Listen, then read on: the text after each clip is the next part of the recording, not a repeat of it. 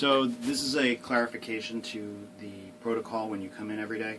What you're going to do is come to this board and look for your picture here. If your picture is on this side, it means that there's some training you haven't done. So come and get me, and I'll give you the training, and then you'll move your picture over here.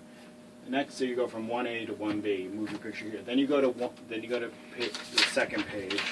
You look at this record, and it will tell you up here the date of this patient list. So what you'll do is you'll make sure it's today's date. If it's not, you'll get me or somebody else and get them to give you today's date. If it's not today's date, then you'll put this in the Syntest box for secure patient information.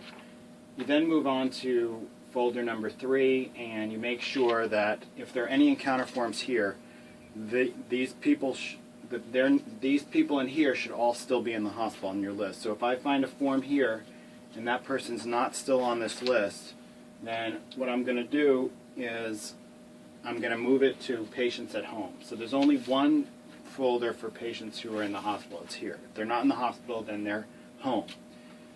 These folders are actually organized by who was the volunteer who saw them. So this is patients or volunteers who saw them whose last name is A through F, G through L, M through R, S through Z. So if I'm Nick, I saw the patient, and it says on the patient encounter form Nick was their volunteer, then this would go in M through R for Nick, the first letter of my first name as a pal.